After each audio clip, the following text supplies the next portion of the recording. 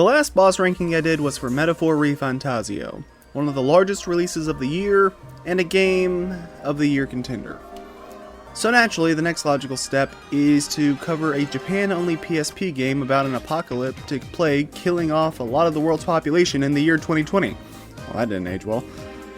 Thankfully, the real world, there weren't swarms of dragons to worry about as well. Say hello to 7th Dragon 2020, a game released by Sega, with the biggest claim to fame being that it has Hatsune Miku as a character in it. No, I'm not kidding. And given that it's a game about killing dragons, you can imagine it has quite a few bosses. In fact, it technically has over 200 of them, but that'd be like counting every individual Boo in Luigi's Mansion as its own boss.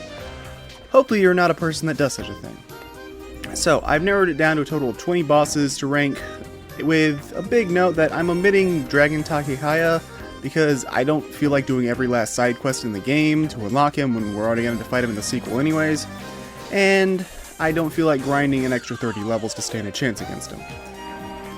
I'm also omitting the first battles against Warcry, Nico and Daigo, and Sleepy Hollow, as all three of them are just plot battles that end after a couple turns or after a specific attack would be used, and they would be making up the bottom of the list anyways as cutscene fights. With that being said, this game has some great bosses to cover, but we do have 3 notable stinkers we gotta sift through before we can get to anything good, so let's start. Number 20, Trinitro. Some of this list is variable, and if you disagree with the placements or have your own, I wouldn't bat much of an eye, as this is a turn-based RPG, and a lot of this will come down to your builds and personal preferences. For me, no boss missed the mark harder than Trinitro. Let's just say this boss doesn't hold a candle to the one right before it, and it does a terrible job preparing you for the absolute nightmare awaiting you in the next chapter. And to be honest, I'm not even sure what this boss's purpose in the story is or what major threat it provides. See, looking at some of the major dragons and what they did, Warcry attacked the Tokyo Metropolitan Building and warp space itself, Gigawatt is a walking railgun, Laura Lua poisoned the land and raised the dead, Sleepy Hollow caused the Tokyo fentanyl crisis, Skaber mostly just dwelled underground but it was built up a fair bit throughout the game, and Zero Blue, well, you got me on that one, but it's assumed to have frozen over the entire Daiba region, turning it into a nest, and I mean it is an in-game boss, so it doesn't need to be as important. But what does Trinitro do? I guess it uses its body to make machine dragons you fight throughout the dungeon, but Trinitro isn't shown to hold any intelligence like other dragons in the game, and its fight isn't much better as it just shoots out fireballs and having the least threatening charge attack in the game. And what about the big special gimmick setting it apart from the other dragons? Well, it can give itself a regenerating buff, which wears off after a few turns pass and only recovers about 100-ish HP each turn.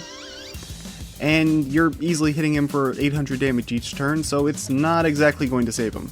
And you may think a boss like this would take place fairly early in the game, but no, this boss is set as the halfway point of the game, where everything hits a drastic point of no return and multiple characters are killed off. Lastly, I just think the design is stupid. I think it's supposed to look like molten metal, but the design is just a mess and it's not even intimidating in any way, it just looks dumb. To be fair though, if this is the worst boss this game has to offer, we're not doing too bad. Even if the next 2 entries aren't helping the case either, I would say this is more a mediocre fight than an outright bad fight. Number 19, Grandaradon. Honestly, I'm not sure if I should count Chapter 1.5 as a real chapter or not, because it acts as a sort of intermission after all the early game action, but this Snooze Festival fight is what was chosen to close off that intermission, and it misses the mark hard, to put it nicely. Its design is fairly cool, but this is one of the most pathetic bosses in the game with barely any offense or even defense to speak of, being outclassed even by other minor dragons fought in this intermission chapter. I don't know, it's lame, but okay, whatever. It's a mini-boss, I guess we can just kind of knock it off the list and move on. Let's go gambling! Aw, dang it! Aw, dang it! Aw, dang it! Few things are certain. Death, taxes, and status effect focused RPG bosses being super annoying. After Chapter 4's disappointing chapter boss, surely Chapter 5 must have something better. Well, okay, that's debatable. I will admit, this fight is far more exciting than Trinitro, but that's just because of how chaotic and RNG heavy the fight is due to her loving to spam status effects to ruin your day, and since this is set around the halfway point of the game, you can't come in negating all status effects she can riddle you with. Heck, you can't even really do that in the end game because the best accessories only have about a 50 or 55% negation.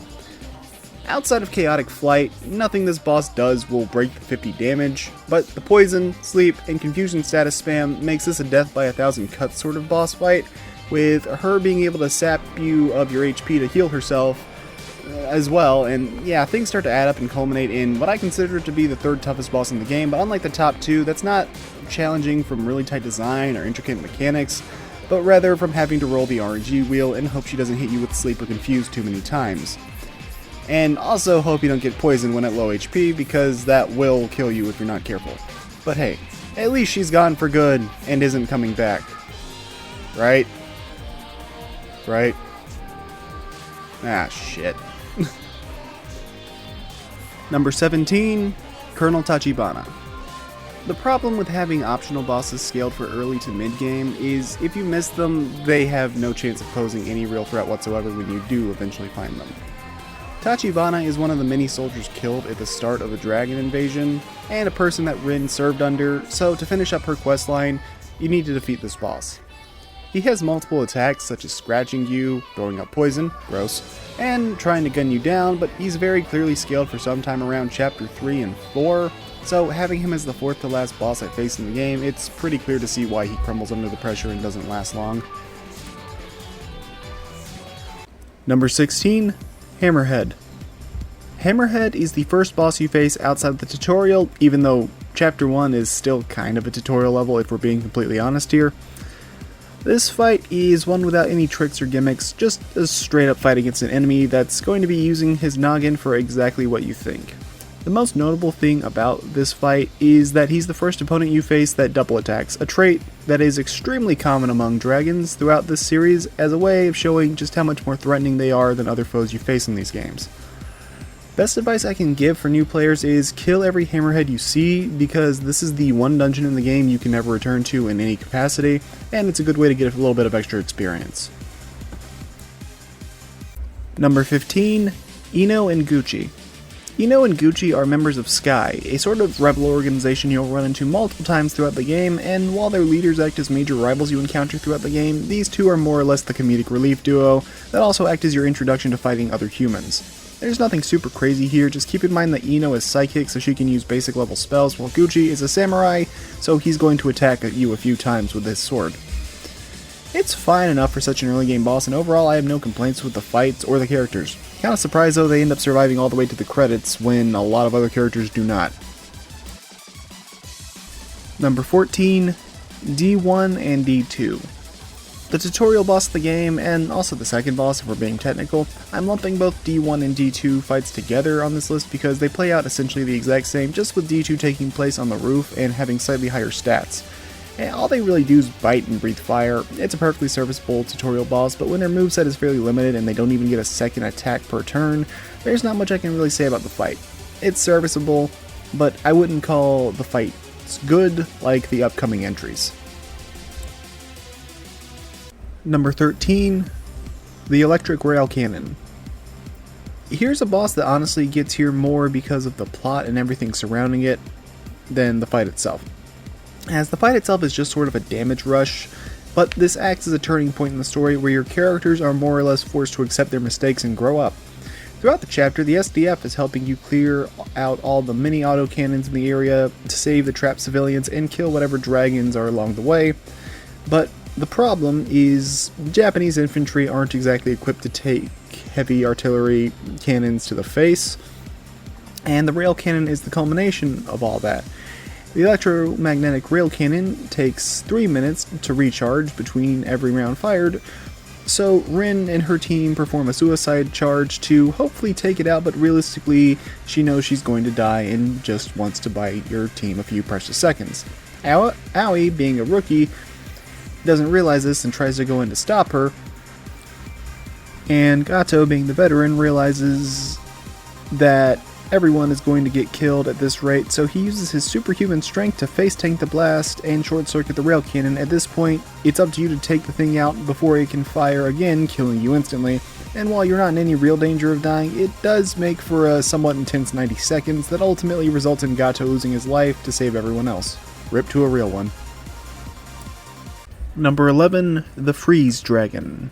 It's the Wyvern scaled for in-game. This fight has all the different attacks that the Wyvern variants of dragons have, just with an Icy reskin thrown on top of it, to act as a bit of a send-off to this enemy type, at least until the next game. And you'll fight 2 of them in this chapter before they go extinct. I do have to admit, however, that while I love the appearance of the boss, I still think there's one Wyvern in particular that does a better job than any other of its kind. Still, it does make for a good in-game challenge to see if you're ready to take on what I consider to be the hardest boss in the game. Number 11, Daigo and Nico. Gotta be honest, from this point onwards, it got pretty tough to rank the remaining bosses because I honestly really like the remaining entries, including our second instance of Sky appearing on this list. Though, we're only going to be counting their second fight, because their first battle is more of a plot fight that ends prematurely. Meanwhile, this one takes place when we're both trying to secure some medical supplies after the events of the rail cannon, so things have gotten a fair bit more serious. Daigo and Nico are human opponents, so each of them only gets a single action per turn, but Daigo is a powerful brawler that can do combo finishers without needing to do combo starters for some reason, and Nico is a psychic that has access to powerful AoE ice attacks, as well as some debuffs at her disposal. And these two also have a team attack where Daigo can have his fist get frozen by Nico, allowing him to deliver a very powerful ice attack in exchange for using up both their actions for that turn. This fight is also one where you'll get to hear the boss theme, Rival Arrival, which is a pretty catchy boss theme, in my opinion anyways. Once the battle ends, you're given the choice of whether you want to give them a bit of the medical supplies or tell them to kick rocks. Since I've played a JRPG before, and this isn't Labyrinth of Refrain, I know the game isn't going to punish me for being a good person, so I chose to give them a little bit of help. Number 10, The Wyvern. At the end of Chapter 2, this game reminds you that it was developed by Sega during the height of Vocaloid popularity by having you save Hatsune Miku from a dragon. No, I'm not kidding. Anyways, Wyvern is kind of the culmination of your enemy type, barring the Freeze Dragon much later in the game, sporting a complete moveset of bites, flame breaths, and various attacks with its wings, while sporting the ability to act twice each turn, and being the first dragon where you'll likely hear the dragon battle theme play in its entirety, and it's a pretty awesome song. The boss is fun, the visuals are good, the setup is kinda silly but also kinda cool having Miku survive the apocalypse, and the fight actually provides a pretty good challenge, probably being the hardest of the early game bosses. At least in my opinion. Number 9, Warcry.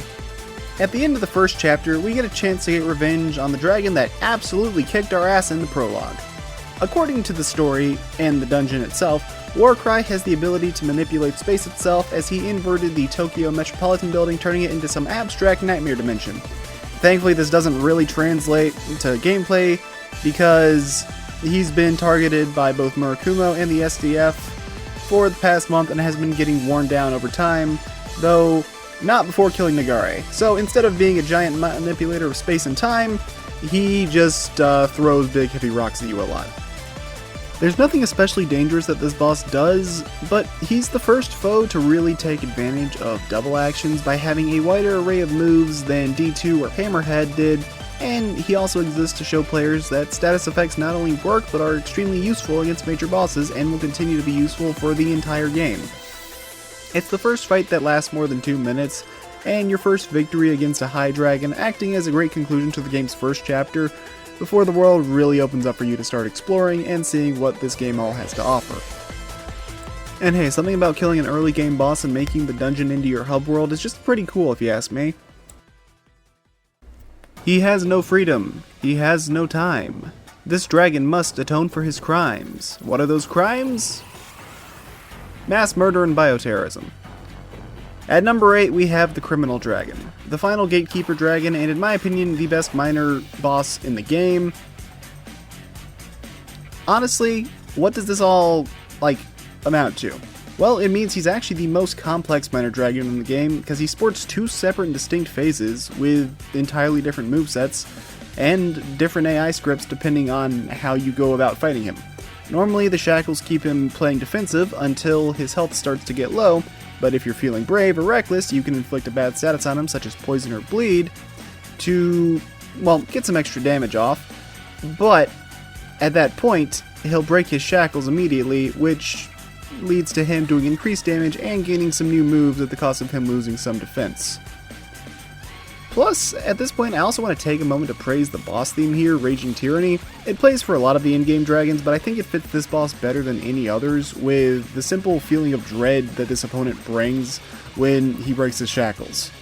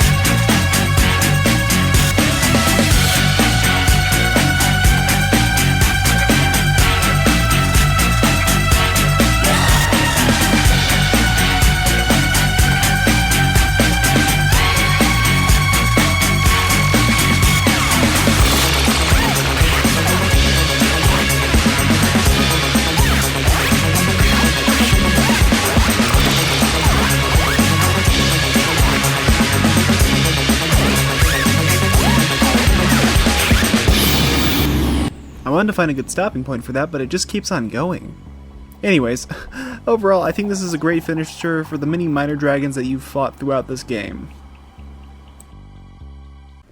Number 7, Zero Blue. Near the end of the game, in the Frozen Shopping Mall, you come across Zero Blue. An odd name, but one of the most traditional dragon designs in the game, and in my personal opinion, the hardest boss in the entire game. To give a frame of reference, most bosses in this game took me 2 or 3 attempts to beat. The final boss took me 6 attempts. Zero Blue took me 13. Could I say this battle is some unfair difficulty spike? Well, no, not really. The major bosses other than Trinitro all put up a pretty significant fight, and this is one of the last bosses in the game. It makes sense that it'd be hard. Anyways, this fight is honestly pretty fun though, because while he's tough, his battle doesn't take very long. You'll either kill him quickly, or he'll kill you pretty quickly, because he's smart and he sets up damage over time effects to chip away at you, but when you're frozen, bleeding, and being smacked by a blizzard, that has the highest priority of any move in the game, by the way. It's going to be a war of attrition that you can't really survive. There's not really any bullshit or gotcha moments in the fight though. The boss doesn't hide any of his attacks, and it's very open about what he's about to do to you, making for an extremely difficult but satisfying fight that's fun to pull off, and ultimately not that long of one, especially for the endgame. Still though, this fight is going to haunt my nightmares for how many times he killed me when I was about to win. It is good day to be not dead. Ha! You are dead. I'm dead. Chapter 3 is one of the trippiest chapters in the game, as you go through some level design that was created by a crazy person, as you have multiple battles against the undead, and it's also got a poison swamp for you to tread through. Actually, now that I think about it, how many poison swamp levels does that put me at so far? Okay then. Anyways, Laura Lua can be a very tough opponent for the unprepared player, because she is your introduction to react skills, meaning if the player or opponent fulfills a certain action, they will gain an extra turn once the main turn ends. In the case of Laura Lua, she gains an extra turn by dodging your attacks, but that's not so bad. After all, most attacks have around 98% accuracy, except she's well aware of this and will start inflicting blind on the entire party in order to send your accuracy to the floor and drastically increase the likelihood of her dodging your attacks, making for a boss fight where you need to keep your greed in check and be aware of how dangerous her extra turns can be, because while her damage output is pretty weak compared to other bosses, that doesn't really matter when she gets 1 or maybe even 2 extra turns, allowing her to get 4 to 6 attacks off on you. And if she wants to, she can use her extra turn to use an instant death attack, which has 100% accuracy when used on the extra turn. Yeah, it's a really fun and intense boss fight for the early game that introduces a cool gimmick that I do admit I wish it was used a little bit more, because it's weird how they introduced react skills here, but only one other main story boss ever actually uses them. You can use and abuse them all you want, but it's weird that the bosses only do it here and once at the very end of the game. Number 5, Mizuchi. Alright, let me get my big negative out of the way first. It was way too obvious that Natsume was evil, as she barely spends any time on your side, so the perceived tragedy of this fight is basically non-existent because she's kind of a piece of crap. Just like Zorba from Metaphor ReFantasio, actually. Additionally, I wish she would have had her own boss theme, because she's presented as the final boss with only a few hints towards the actual big bad that's watching from the shadows. I wouldn't be so harsh on this, but there's a post-game boss that gets his own boss theme, and there's another unused battle theme in the game soundtrack that would have worked perfectly here. Anyways, venting aside, this is still a climactic and fun penultimate boss fight, with her having access to all the different elemental attacks in the game, making full use of them, as well as having a distinct second phase where she gains a regenerating aura that, unlike Trinitro, actually does make a difference, as she puts up counter shields as well to encourage you to focus on very specific attack types so you don't take additional damage from her counters, which limits how many times you're hitting her, and admittedly, healing 170 HP every turn is still a significant bit more than only like 100. But I wouldn't call the fight very hard, because, well, you're not only prepared for this fight by the time you get here, but she has some of the lowest status resistance of any boss in the game, making it comedically easy to wear her down with poison and bleeding. But at the same time, I don't mind this fight being fairly easy, because it's actually very cathartic to just beat the crap out of her, because pretty much everything bad that's happened was more or less her fault. So you're finally able to get some revenge for all the people she's killed, either directly or indirectly, and it does make for a pretty satisfying end to this character arc, and just about into the game. Number 4, Gigawatt. Out of all the early game bosses, the best of them by far is Gigawatt. Being a living railgun, Gigawatt is a strong opponent. It's a living weapon, so it has a large array of different attacks as well, and I think if you're going to start introducing different elements and status effects, having an electric dragon is the best way to start, as it makes his status ailment Paralysis dangerous enough that you need to take it seriously, but not so powerful that it feels downright oppressive like Sleepy Hollow did with Confusion and Poison, or like Laura Lua can feel with Instant Death if you're really bad at handling her extra turns. On top of that, the dragon being somewhat mechanical also leads to it having 2 very unique attacks. Discharge, which will hit everyone on the field with a chance of paralysis, and it will become stronger each time it's used, putting you on a bit of a soft time limit, but it's more than generous enough to not be a major concern, so it's just a cool gimmick and cool looking attack. The real threat is his railgun on his back that you'll see slowly gather energy throughout the fight. When it's sparking, that means you need to heal up ASAP. And when it starts flashing, that means you need to guard, as you're about to take a railgun to the face. It's your first introduction to a super powerful attack, and a clear visual tell is good design for the player, so they never get caught off guard here. It's a Chapter 2 boss, but I think this boss acts a significant jump in quality, and also a decent jump in challenge, over the prior boss fights, and shows the player that it's time to start taking things seriously if you want to win.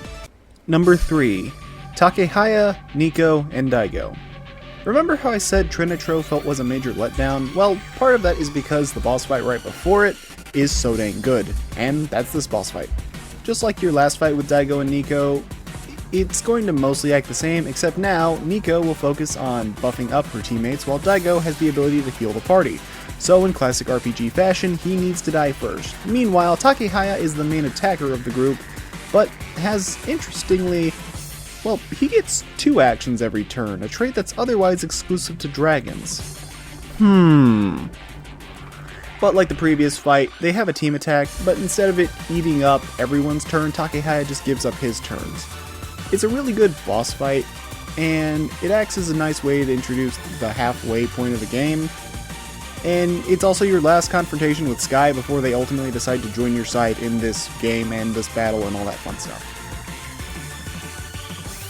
Number 2, the Scaber. The boss with potentially the most build-up in the entire game, the Scaber is also the largest opponent in the game, sporting 3 separate phases against different parts of his body. Though he misses out on being one of the hardest bosses because you can use your field skills to buff up and heal up as you wish in between these different phases, so you're in no real danger of dying during the first 2 phases against the tail and the torso. Of course, things become much harder when you reach the head due to the damage this boss can do, and his main status ailment being stun, which straight up stops any action from your character for that turn, and if you're really unlucky, potentially the next turn on top of it. And he also has a move where he'll slam his head against the walls around him, which causes the ceiling to start collapsing. At first, it does nothing, but 2 turns later, you'll have to worry about rubble falling on your head. So you gotta keep in mind the different attacks, and this is where you actually need to count turns in your head to keep in mind when his delayed attacks are coming.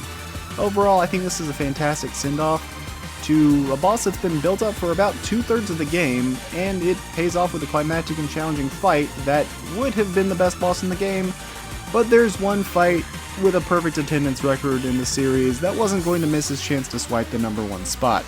If you've played this series at all, you already know who it's going to be. And if you haven't played this series at all, I don't blame you because Sega barely advertises shit for it and only like one of the games got an official localization. Number 1, Nyala, the 3rd true dragon. The final boss of the game, and the only foe other than Wyvern to appear as a boss in every single game in the series. Sometimes more than once in the same game. Nyala is also the longest boss fight in the game, sporting 3 different phases and 2 health bars, though in JRPG fashion the first phase is mostly just a warm-up for what's to come with his mini bites, dragon breath, and flames of the damned.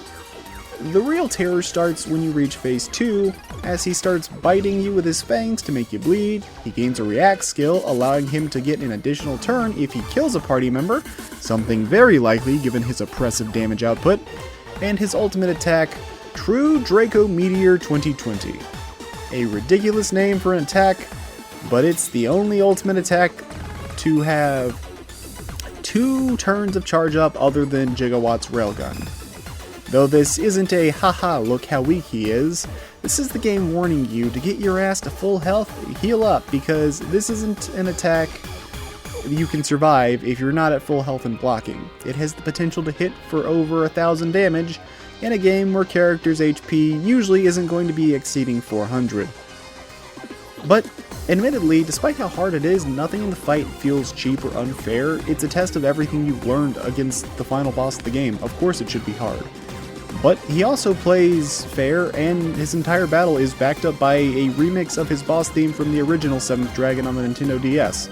Instead of a bit-crushed orchestra, though, we're getting into whatever genre of techno-funk this counts as, and it sounds pretty dang awesome.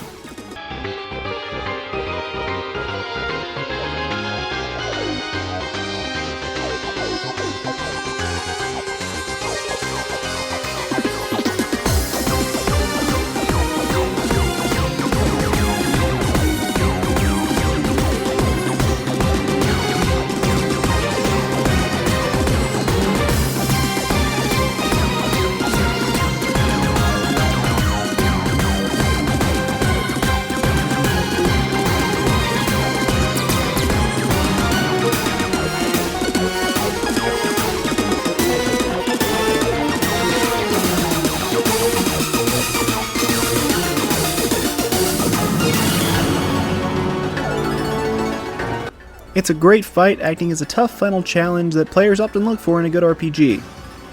But we're not done because there's still one last phase to cover. After a lot of story happens, both sides are utterly exhausted, with Nyala having lost some limbs and barely being able to stand up. And at this point he's decided, screw this, I'm just going to kill you and blow the entire planet right the fuck up. It's not worth it.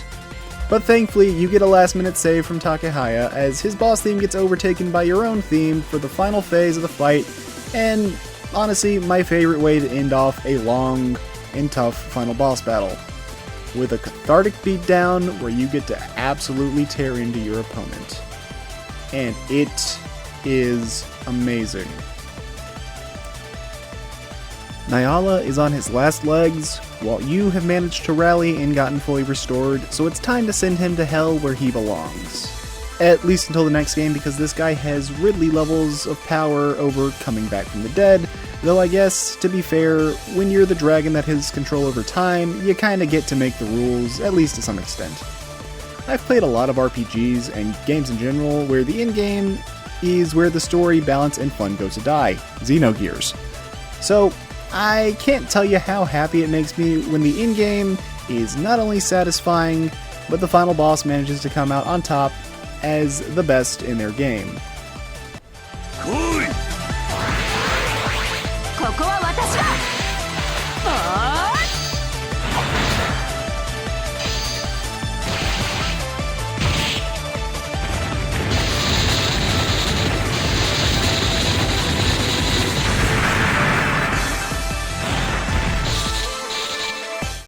And that's the video.